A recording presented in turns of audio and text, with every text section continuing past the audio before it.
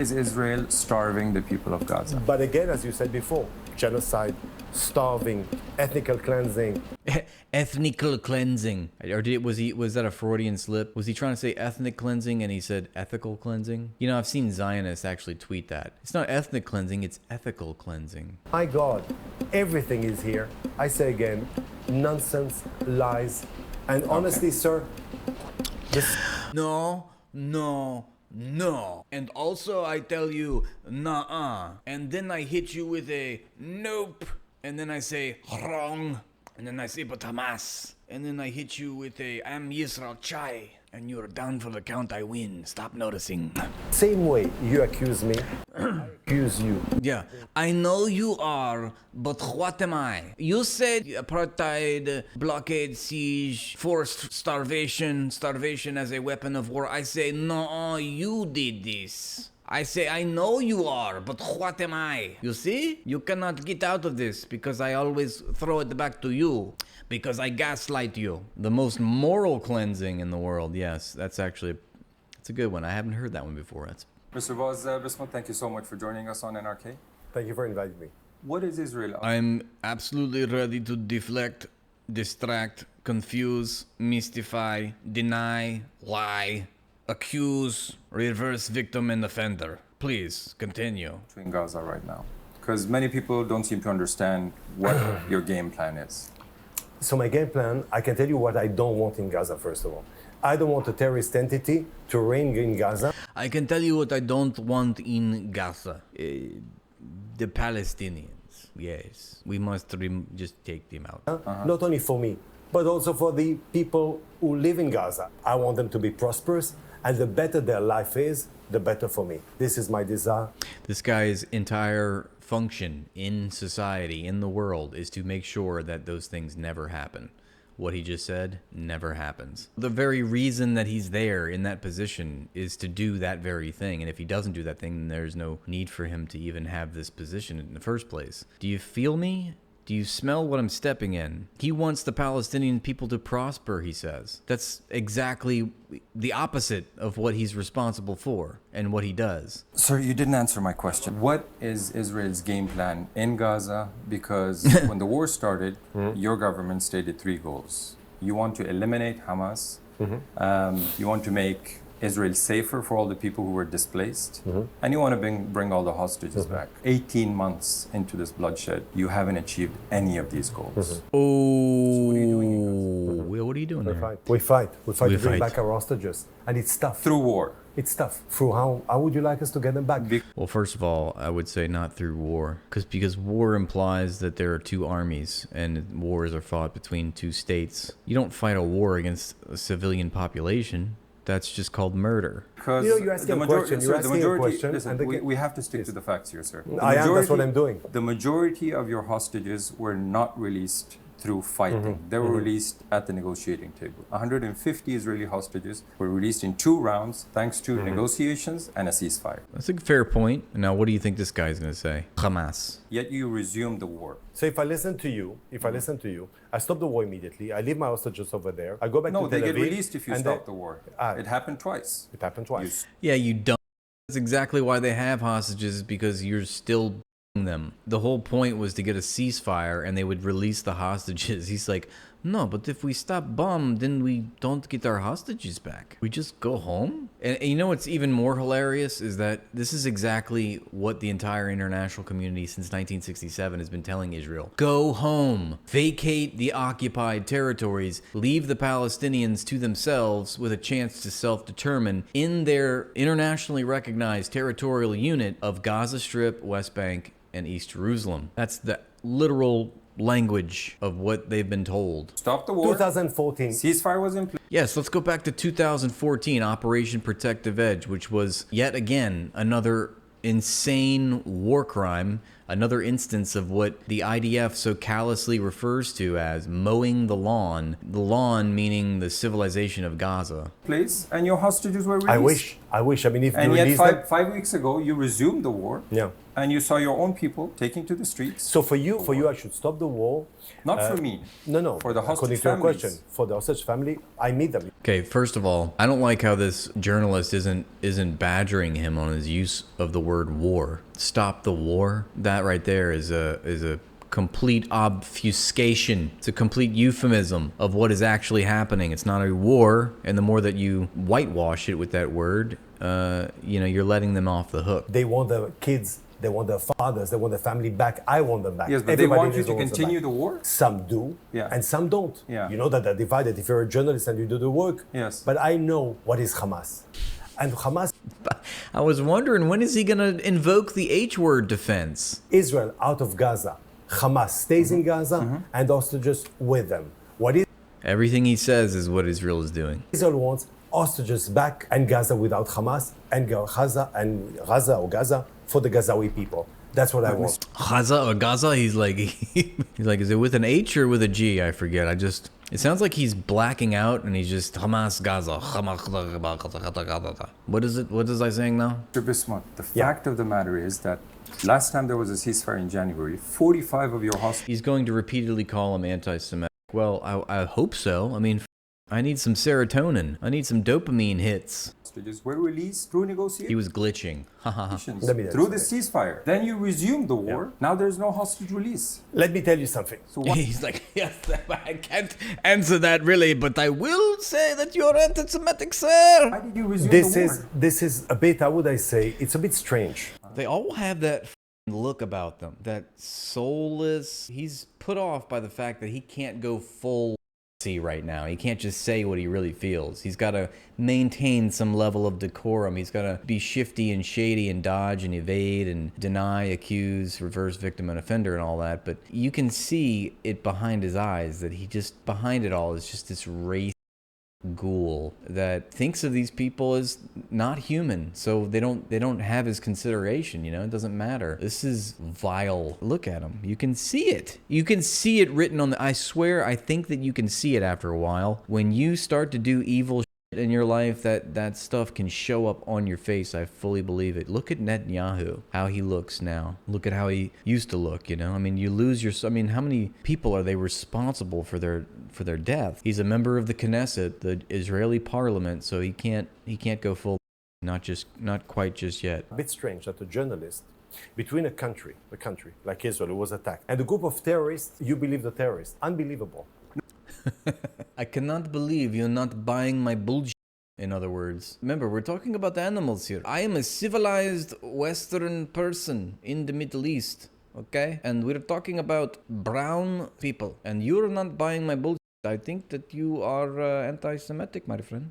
Peter Thiel, yeah, that guy is just like, he's like that meme with the dude with the veins going through. I mean, every time I think of Peter Thiel, I think about that meme when he's sitting at the desk. No, I believe the Unprecedented. facts, sir. So the facts, I've I'm been talking covering about this the war facts. since October 9th. But I I'm talking came about here. the facts. The fact is that So the fact hostages is, have not the been fact released. is, The facts is this. Whatever I say, stop noticing. Through your war. The fact how many is, hostages there's have you been able to release through military action? Israel released through military actions. How many? Not all of them. This is obvious. No, give Israel you has know the proved- number. I know the numbers, but I'll tell you. You're talking to me? I was attacked and you're believing the people that attacked me. And of course, they always say this, but we always have to remind everyone that Israel is under international law, the aggressor in this situation going back to literally decades before you were even born, okay? It's a common Israeli slogan to say the old will die and the young will forget. Over time, people will just forget what happened, how the truth was, how it all went down. And they'll make you think like history began on this new date. In this case, it's October 7th, 2023. That was it. There was no October 6th, 2023, where the UN had already reported that year that it was the deadliest year for Palestinian children living in the West Bank at the hands of IDF massacres. They were killing children at such a rate in 2023 before October 7th that the UN made an investigative report about it and said, this is the deadliest year in the Israel-Palestine conflict up until this point.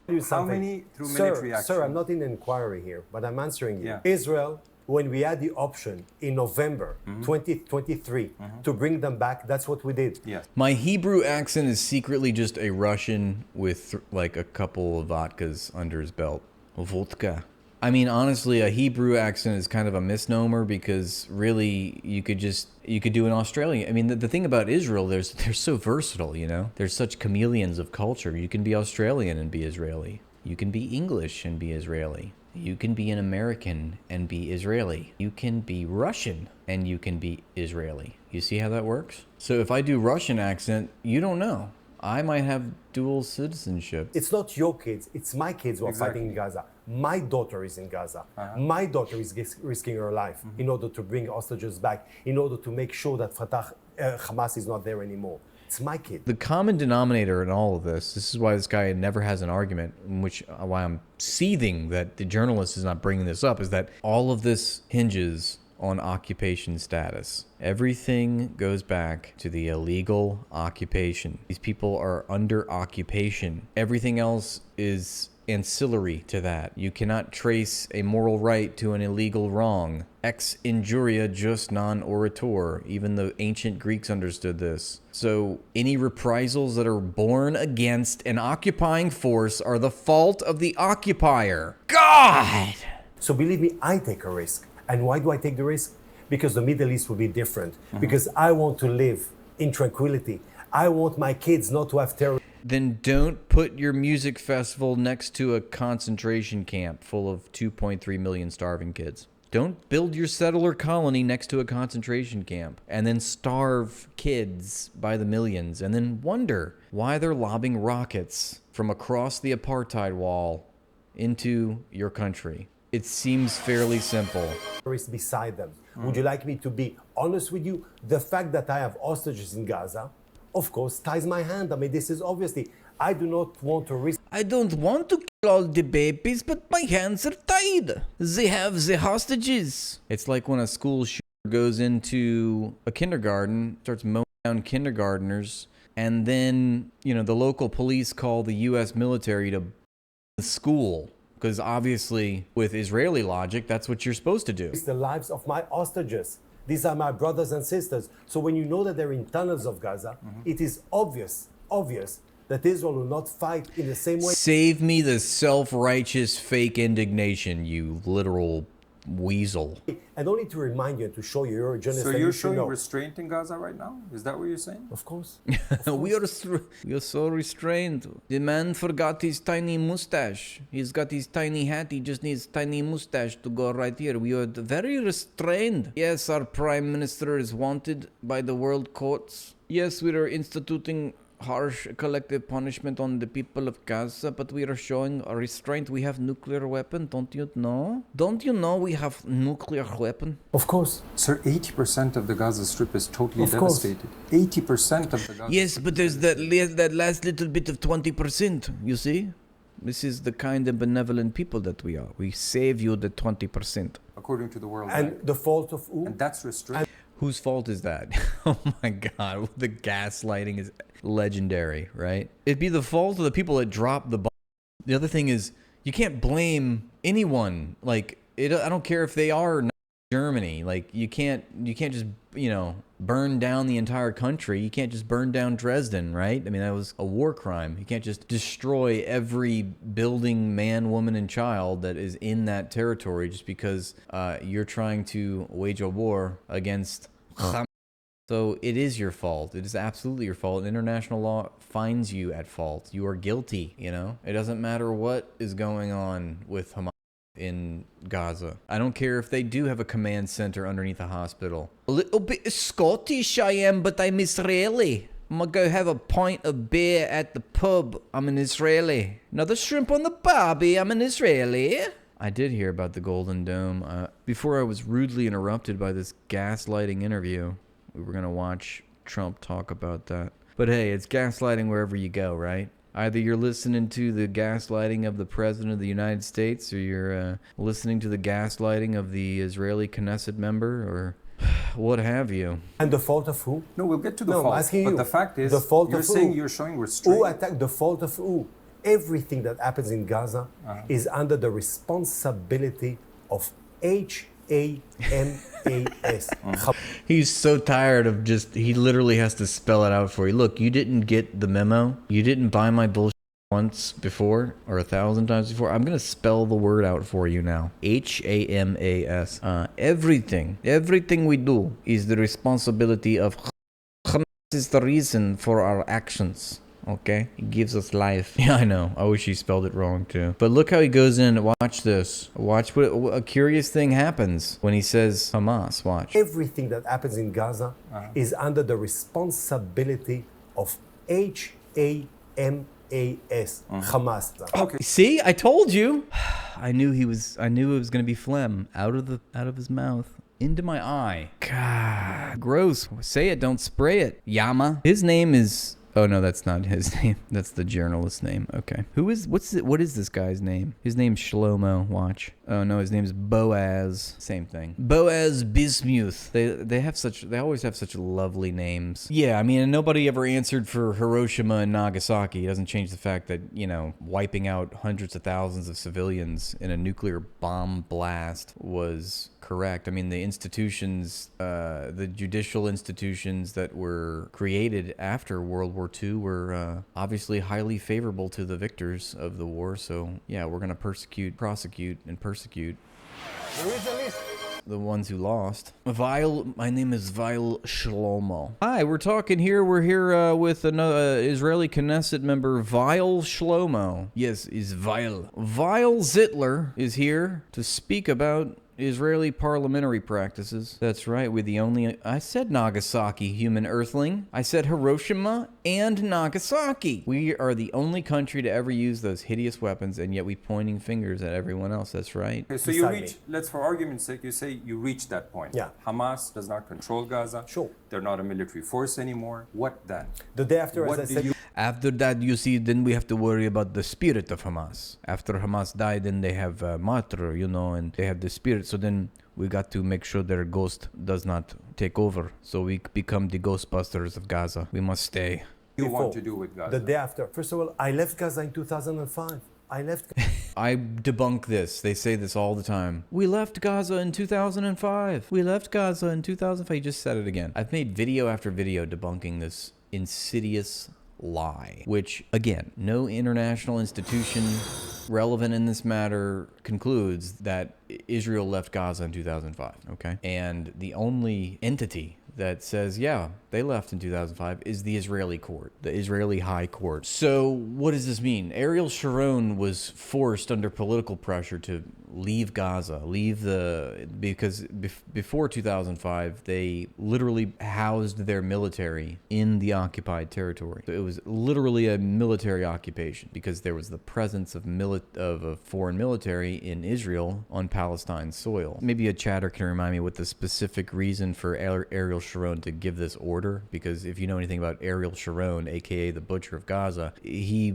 clamored and bloodlusted for getting his, what he called Jewish fingers in the Gaza Strip. The Jewish fingers being Jewish colonies, Jewish settler colonies, settlements, let's say that, Jewish settlements in the Gaza Strip. And he famously remarked that we need a Jewish finger between, and he would list one Palestinian town and another. And so he would, I don't know the geography, but he went something like this. We need a settlement between Khan Yunis and Deir el-Balah. We need a settlement between Deir el-Balah and Beit Hanun. We need a settlement between Beit Hanun and Rafah, and so on and so forth. Basically spelling out the tactics that occupation forces used, and occupation governments, colonial governments used, to break up national unity, literally by implanting little fingers, little settlements to divide the Palestinian people from one town to the next. And they've obviously been doing that in the West Bank. It's literally happening in a daily way, a daily process. They're constantly setting up new settlements and breaking up the West Bank, further partitioning the West Bank. Yeah, divide and conquer. So yeah, it's obviously that's not a novel idea in the sense that it seems so far-fetched. It's just they've spelled this out for us, you know. So for Ariel Sharon, who was the IDF Southern commander in the 60s and early 70s, who was literally the Douglas MacArthur of Gaza. If you remember, Douglas MacArthur was the famous general who was the military dictator of Hawaii during World War II, although that's not very well known, and then also the military dictator of the Philippines. And he was caught asleep at the wheel on Pearl Harbor Day, the day that will live in infamy, which is another really interesting story. But yeah, Ariel Sharon was sort of like General MacArthur of Gaza Strip, and not many people know this, but the Gaza Strip, I mean, despite what he's saying, oh, we don't control, Hamas control Gaza, right? The Gaza Strip is under 1,000 military directives, like military orders. It's literally a military rule, you know, it's under military rule. There's so many military orders given that the people of Gaza have to follow, or else they'll, you know, face being imprisoned or killed. You know, that's been like that since the 60s, technically, and Ariel Sharon was a big instigator of that, and he was fuming when he had to leave. I mean, going back to the 50s, when Israel had to withdraw from Gaza on orders from Dwight D. Eisenhower, they fumed, and they said, well, you know, then there's going to become a time, and this is Ariel Sharon's thinking, precisely, there's going to come a time, this is after 1957, he says there's going to come a time when it's going to be easy to occupy the Gaza Strip again, because we want the Sinai.